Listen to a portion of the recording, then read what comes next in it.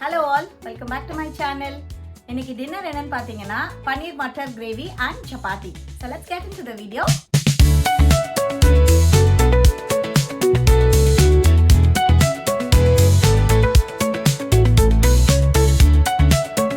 இப்போ பாத்தீங்கன்னா ரெண்டு பெரிய வெங்காயம் எடுத்துர்க்கேன்.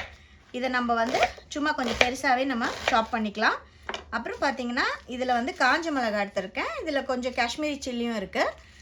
அப்புறம் கேஷ்யூ நமக்கு தேவையான அளவுக்கு கொஞ்சம் கேஷ்யூ எடுத்துர்க்கேன். இதை மூணையும் நான் என்ன பண்ண போறேன்னா கொஞ்சம் தண்ணியில் வந்து வேக வச்சு எடுக்க போறேங்க. வெங்காயம், மிளகாயும், முந்திரியும்.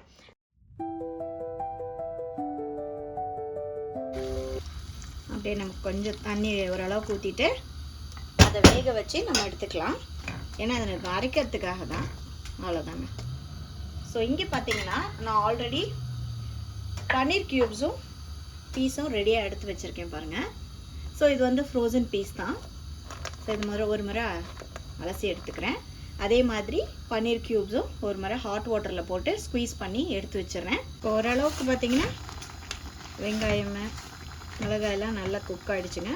இந்த டைமில் நம்ம இதை நல்லா வடிகட்டி எடுத்துட்டு ஆற வச்சு அரைச்சி எடுத்துகிட்டு வந்துடுறேன். இப்போது சப்பாத்தி மாவு பிசைப்போங்க. கொஞ்சம் ஹாட் வாட்டர் எடுத்துருக்கேன். அதில் கொஞ்சம் தேவையான அளவுக்கு கல்லுப்பு ஆட் பண்ணிக்கிறேன்.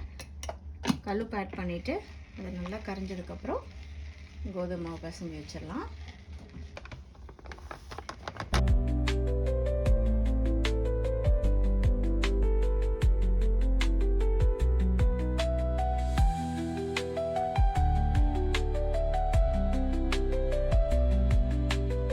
இப்போ நான் அதை அப்படியே மூடி வச்சிடுறேன்.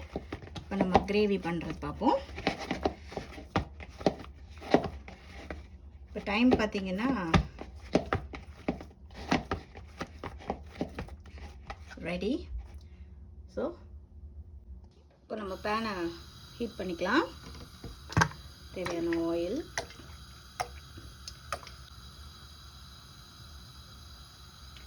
நான் கொஞ்சோண்டு சோம்பு ஆட் பண்ணிக்கிறேன். அவ்வளோதான்.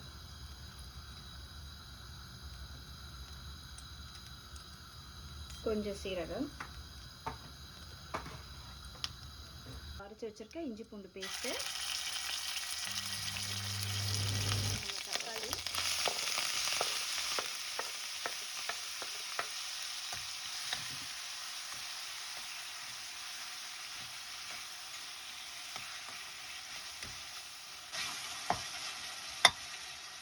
இப்போ நம்ம இந்த தக்காளி வதங்கிறதுக்காக கொஞ்சோண்டு உப்பு ஆட் பண்ணிக்கலாம்.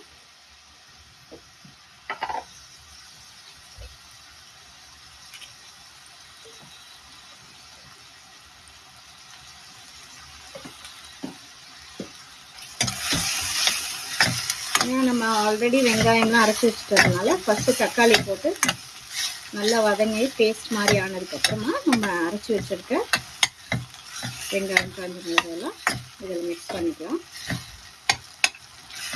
கொஞ்சம் ஸ்பைசஸ் என்னென்ன ஸ்பைசஸ்ன்னு நான் சொல்கிறேன். இதில் வந்து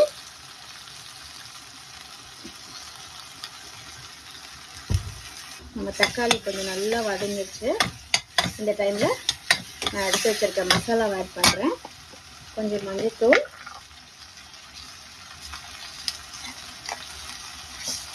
அப்புறம் பார்த்தீங்கன்னா மிளகாய்த்தூள், மல்லித்தூள், கொஞ்சம் கரம் மசாலா. ஸோ அப்படியே இந்த எல்லா பொடியும் இதில் ஆட் பண்ணிக்கிறேன். நல்லா ஒரு மிக்ஸ் பண்ணிவிட்டு பச்சை வாசனை போகிற வரைக்கும் மிக்ஸ் பண்ணதுக்கப்புறம் நம்ம வந்து அரைச்சி வச்சுருக்க பேஸ்ட் இதில் ஆட் பண்ணிக்கலாம். ஸோ இந்த பேனில் பார்த்தீங்கன்னா நம்ம கொஞ்சம் பன்னீரை ஃப்ரை பண்ணி எடுத்துக்கலாம். அது கொஞ்சம் பட்டர் ஆட் பண்ணியிருக்கேன். இது வந்து அன்சால்டட் பட்டர் தான். ஸோ இந்த பட்டரில் நம்ம பன்னீரை கொஞ்சம் டாஸ் பண்ணி எடுத்துட்டு அது அப்புறம் கிரேவியில் ஆட் பண்ணால் ரொம்ப டேஸ்டியாக இருக்கும். ஸோ இப்போ நம்ம பன்னீர் க்யூப்ஸை அதில் ஆட் பண்ணிடலாம்.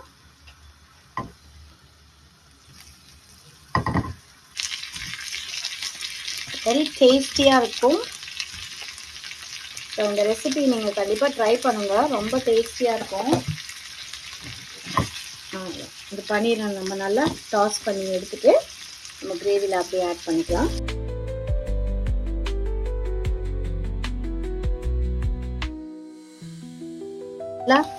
கோல்டன் ப்ரௌன் ஆயிடுச்சு. இப்போ நம்ம இதை எடுத்து வச்சிடலாம். ஸோ இந்த ஸ்டேஜில் பார்த்தீங்கன்னா நம்ம தக்காளி நல்லா வதங்கிடுச்சு. நம்ம வச்சிருக்க பீஸ் அப்படியே ஆட் பண்ணிக்கலாம். ஃப்ரோசன் பீஸ், ஸோ அதனால் சீக்கிரம் குக் ஆகிடுங்க. அவ்வளோதான். இதை நம்ம ஜஸ்ட் ஒரு 3 minutes குக் ஆச்சுன்னா போதும். நம்ம அதுக்கப்புறம் நம்ம அரைச்சி வச்சுருக்க கிரேவி இதில் ஆட் பண்ணிடலாம். பன்னீரும் ஃப்ரை பண்ணியாச்சு. So paneer is also ready. அப்படியே ஆட் பண்ணிவிட்டு ஃபைனலாக கார்னிஷ் பண்ணி கொத்தமல்லியை போட்டு இறக்கிட்டோம்னா பன்னீர் மட்டர் கிரேவி ரெடி. இப்போ நல்லா நம்ம க்ரீன் பீஸ் பார்த்திங்கன்னா நல்லா குக் ஆகிடுச்சு. இந்த ஸ்டேஜில் பார்த்தோன்னா நம்மளுடைய பன்னீரை ட்ராப் பண்ணுறோம்.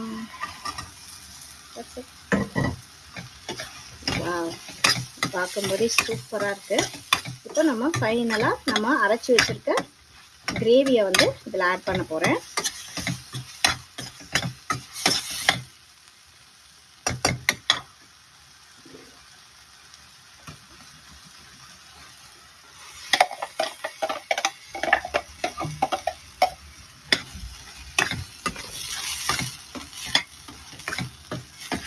ரொம்ப நேரம் வேக வேண்டாம்,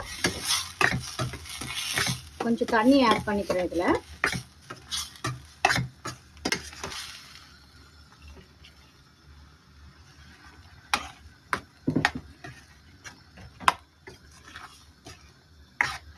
இந்த ஸ்டேஜில் நம்ம கொஞ்சம் உப்பு டேஸ்ட் பார்த்துட்டு ஆட் பண்ணுறதா இருந்தால் ஆட் பண்ணிவிட்டு ஜஸ்ட் ஒரு 5 minutes இது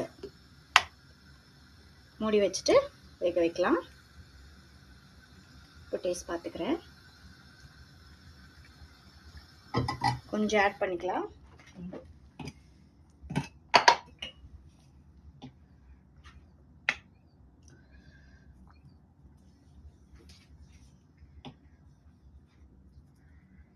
நம்ம இதை மூடி போட்டு ஒரு 5 நிமிஷம் வேக வச்சிடலாம்.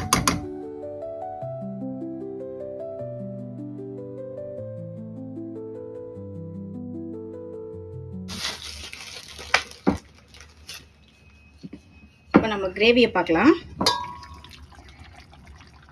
நல்லா கொதிக்குதுங்க.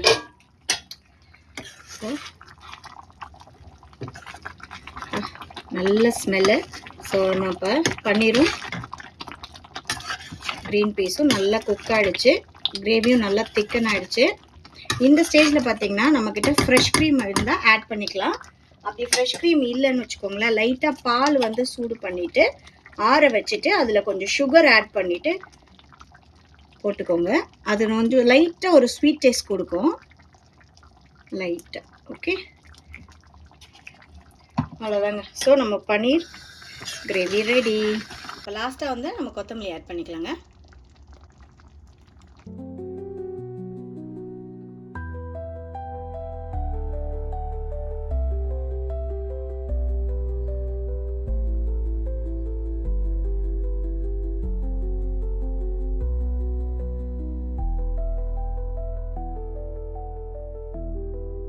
பன்னீர் கிரேவி சூப்பராக ரெடி பண்ணிட்டோம்.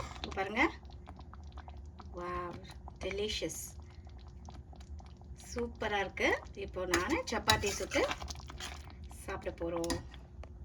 ஓகே, நம்ம சப்பாத்தி போட்டுடலாங்க. இந்த கல் பார்த்தீங்கன்னா வந்து காஸ்ட் அயர்ன். ஸோ வரும்போது நான் அங்கேருந்து ஜெயச்சந்திரன்லாம் நினைக்கிறேன் வரும்போது வாங்கிட்டு வந்தேன். இதெல்லாம் எடுத்துகிட்டு வந்ததுனால தாங்க வெயிட் அதிகமாகிடுச்சு. ஸோ லைட்டாக மேலே ஆயில் ஸ்ப்ரெட் பண்ணிக்கிறேன்.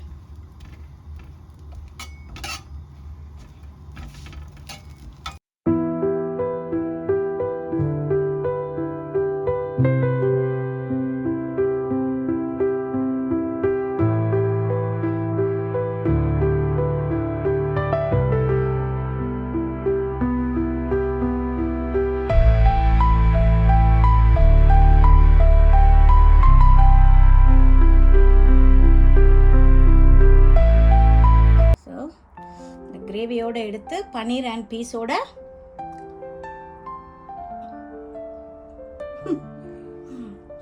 So hope you all enjoy this video. உண்மையிலே ரொம்ப டேஸ்டி அண்ட் யம்மியா இருக்கு. காரமே இல்லை, குழந்தைங்களுக்கு கொடுங்க. இதே மாதிரி ஃபாலோ பண்ணுங்க. And thank you so much for supporting my channel. See you all in the next video. Until then, bye.